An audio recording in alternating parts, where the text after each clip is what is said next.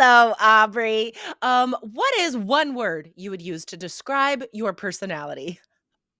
That's a tough question. Hmm. Fun. I think fun, That's a right? great I try to be adjective. like, I think I'm funny and I'm fun to be around, so I'll take fun. What about you, Jessica? Delightful. Oh, yes, absolutely. I agree 100%. I want to take a quick moment to make a vocabulary side note here. The difference between fun and funny. These two words are confused all the time by students. You've heard students make that mistake, right? Yes, absolutely, right? We hear this a lot. So funny is more like it's going to make you laugh. Yeah, A joke, someone intentionally trying to be silly, stand-up comedy, that's funny. right. Whereas fun is like if someone is spontaneous and up for doing lots of fun things, then you would call them fun. Or Right. like a place that is fun to go to, Yeah. right? That's more about the activity and not about something being funny like haha. But then it's weird because we also use funny to mean like strange. That's true. That's another meaning of funny. So, guys, today we are going to continue with something we started in the last episode. What did we do on the last episode, Aubrey? Yeah, we shared an interesting question from Reddit and the answer. Be sure to scroll up, don't miss it. We let you know whether that answer is correct or not. And then we're talking about the different questions you might get in part 3 depending on how well you do on part 1 and part 2. Mhm. So we shared easier questions about personality traits in the last episode, and in this episode we're going to share some tougher questions with some sample answers. Exactly. So remember, guys, if you perform well in speaking part 1 and part 2, then you will face more difficult questions in part 3. Why is that, Aubrey? Yeah, the examiner is trying to find out, are you a 7 or potentially an 8 or a 9? Yeah. They have to challenge you to find out what level of vocabulary you're using, grammar structures, all of the things that might push you to those higher scores. And in order they do that, they challenge you with slightly more difficult questions. Exactly. So today, guys, we are diving in to very difficult speaking part 3 questions related to the topic of personality. Okay. Well, personality and I guess like children, right? Behaving correctly is part of personality. Anywho, let's get into this. So I'm going to ask Aubrey first. Are you ready? Yes. All right. Is it the job of schools to teach children to be good members of society? This is interesting, and I think it's really an age-old debate of what should children be learning at home with parents and what should schools be responsible for. And also a lot of people feel that that should be learned maybe at church or by a society in general, maybe a community. The examples they see, they should be learning some of these things. So I do think schools have certain responsibilities to help students learn that it's not okay to cheat and there are consequences if you do, that you have to work hard in order to receive rewards like good grades. So this can't all be left on parents. I think schools can play a huge role in helping kids know how to be, honest, upright citizens. Nice. I love the last phrase there, honest, upright citizens. Upright isn't an adjective we commonly hear to describe behavior, right? We might think it's more literal, like standing upright is like standing up straight. But here, being an upright person means that you're honest, right? So it Mhm. was a way to emphasize that you already said honest, upright members of society. All right, that was an awesome answer. Band 9. So I like how Aubrey gave so much context to that question. Before actually addressing directly, like, should schools do this, you gave other options, right? And you said it's an age old debate. So using that adjective phrase, age old, just means people have been talking about this forever. So instead of saying that, you can say it's an age old debate. That's another great phrase for writing task 2. Yes, absolutely. All right, Jessica, are you ready for your question? I hope so. Yes. Do you think a person can change his or her personality? Oh my gosh. This is so tricky. I so as we are talking about this, it is soon after New Year's, and I know a lot of people's resolutions are to change parts of their personality. Um, and they are trying to change behavior, but I think the root of that is sometimes thought of to be a personality issue. Like, maybe it's my fault that I want to eat too much, or, maybe it's I have an addictive personality, and that's why I have these negative habits. So I think changing these negative aspects of a personality, the ones that harm us, I think, yeah, it's completely possible to change. It is extremely difficult. If these are personality traits we've had our whole lives and we define ourselves by these traits, you need to involve therapists. You need a lot of support, um, from friends, from family, from your partner. However, I mean, sadly enough, I don't think we could change our entire personalities just because we want to. Some stuff is just innate and impossible to change.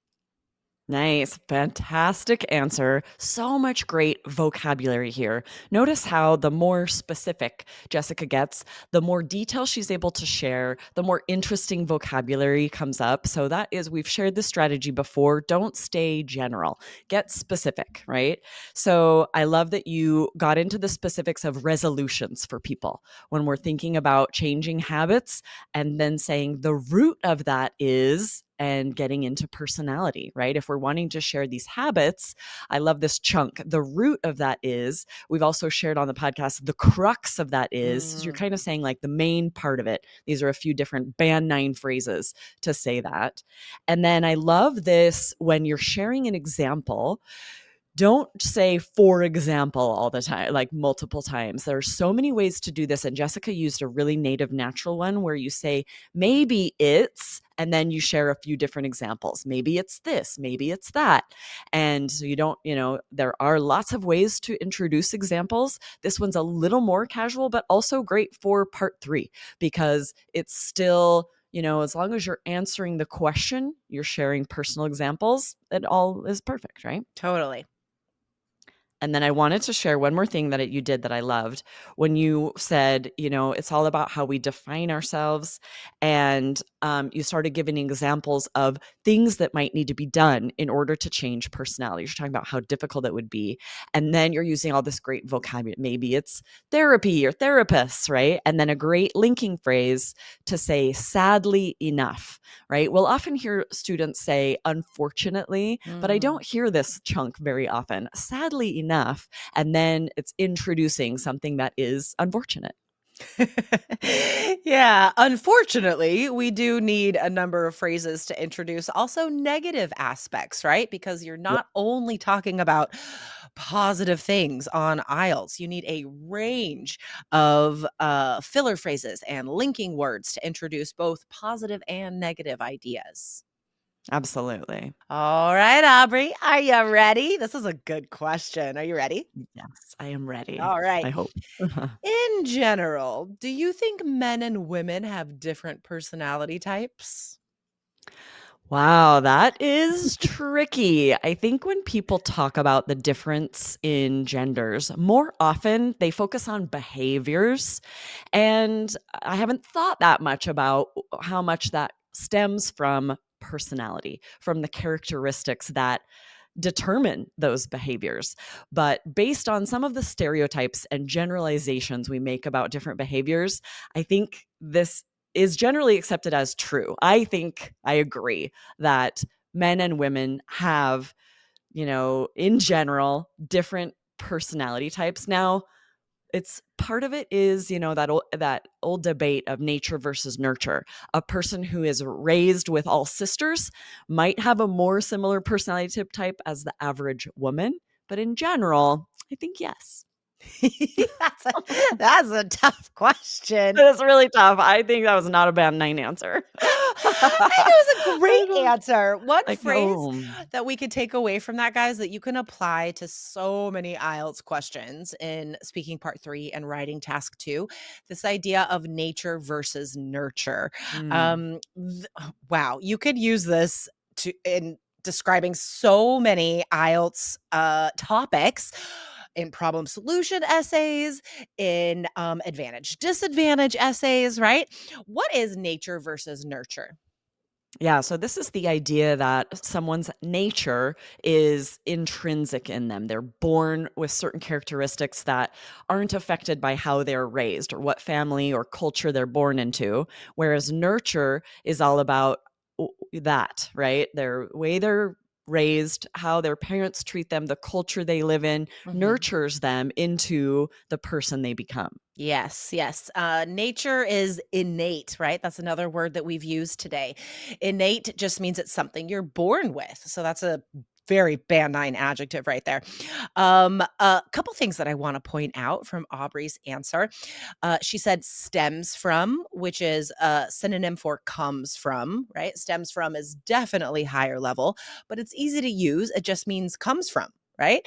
And then it took a few sentences for Aubrey to figure out her opinion, It and really did. that is going to happen on these very difficult questions. These are probably things you haven't thought about enough to have a strong Right. opinion on. Or maybe it's a question like this that you're kind of afraid at first to offend the examiner, right? You're thinking, okay, like maybe she's a feminist. She doesn't want me to say that they're different or something, right? Like there could be a Right. lot of stuff going through your mind before you actually arrive at the opinion that you want to express. So, the way that Aubrey gave context to this issue to say why people think about this and how it could be more behavior wise instead of personality. So, Aubrey gave a lot of context before actually giving her direct opinion about it, which was a very good way to handle a difficult opinion question. Yeah, this was really tricky for me because as I answered, I sort of realized I know what I used to think about this, but I Right. haven't thought about it in a while. And I Yeah. feel like my opinion has evolved. Nice. And that's like you were saying, like, how honest do I want to be in front of this examiner? Do Yeah. they care? I'm like actually kind of trying to decide what I think as I'm just talking. So I'm Yeah. using the strategy. You have to sometimes have some filler. So I'm sort of talking about like, what would this actually have to do with behavior? And Yeah. until I kind of finally decide, yes, it is. Yeah, I love it. Yeah, guys, remember you're not graded on your actual opinions, right? You're only Right. you're only graded on your English. So don't be worried about offending the examiner. If you express an opinion that the examiner doesn't agree with, it does not matter. You are not going to be dinged or marked down for having an unfavorable opinion.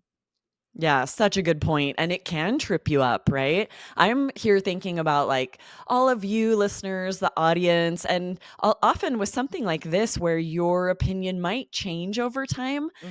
it's a lot trickier to take a solid stance on something when Yeah. you're not even sure how strongly you believe one way or the other. But the good news is when you're in front of the examiner, you don't have a huge audience of people listening. Like Jessica Right. said, you just have the examiner and they don't care if they agree with you or not. They're Yeah. listening for your vocabulary, for your fluency. So feel free to share a controversial opinion. Definitely, definitely. And we will include one of these topics in our Spotify poll today. So make sure to check that out. And guys, if you have an IELTS question, send us an email support@allearsenglish.com. Awesome. Thanks, Jessica. Thanks, Aubrey. Bye. Bye.